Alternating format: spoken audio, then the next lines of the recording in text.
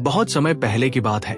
वीरपुर नामक एक समृद्ध राज्य में एक न्यायप्रिय और बुद्धिमान राजा विक्रमसेन राज करते थे। उम्र के ढलते पड़ाव पर पहुंचकर राजा चिंतित रहने लगे। मेरे बाद इस राज्य का उत्तराधिकारी कौन होगा? उनके कोई संतान नहीं थी। राजा नहीं चाहते थे कि उनके बाद कोई अयोग्य व्यक्ति गद्दी पर बैठे, इसलिए उन्होंने निर्णय लिया कि वे राज्य भर से योग्य युवाओं को बुलाकर एक कठिन परीक्षा लेंगे। राजा ने ढिंडोरा पिटवाया।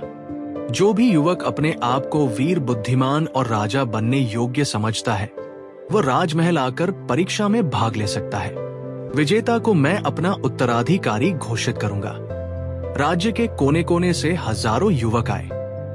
सभी को 3 परीक्षाओं से गुजरना था। पहली साहस की परीक्षा, दूसरी बुद्धि की परीक्षा और तीसरी करुणा की परीक्षा। अगले दिन राजा विक्रमसेन ने सभी प्रतियोगियों को एक डरावनी अंधेरी गुफा में भेजा। जैसे ही युवक भीतर जाते, भयानक आवाजें गूंजती थी और लाल चमकती आंखें दिखाई देती। गुफा के अंत में एक विशाल राक्षस बैठा था, जो असलियत में नकली था। कई युवक डरकर भाग गए।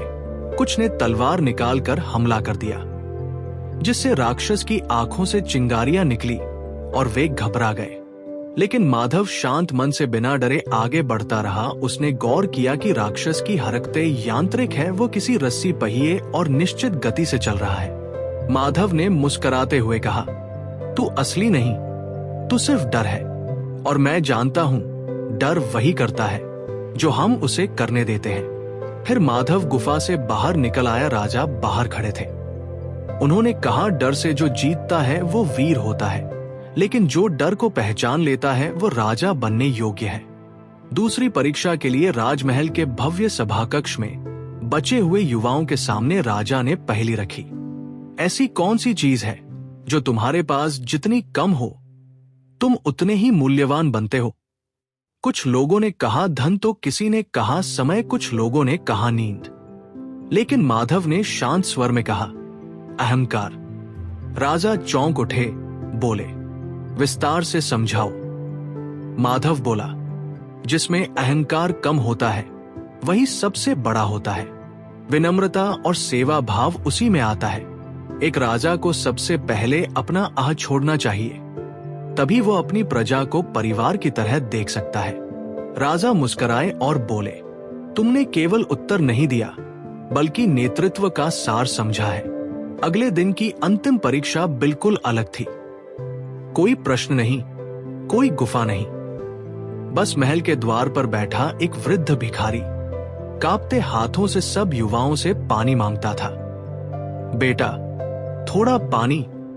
कुछ युवक नजरें फेर कर निकल गए। कुछ ने उसे झिड़क दिया। किसी ने सुना ही नहीं। लेकिन माधव रुका।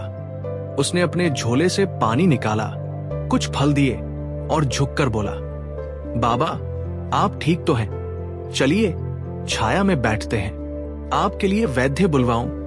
वृद्ध ने पानी पिया और उसकी आंखों में चमक आ गई। उसने कहा, अब और कुछ नहीं चाहिए बेटा, तूने दे दिया सबसे बड़ा उपहार, इंसानियत। यह भिखारी कोई और नहीं बल्कि स्वयं राजा विक्रम सिंह थे।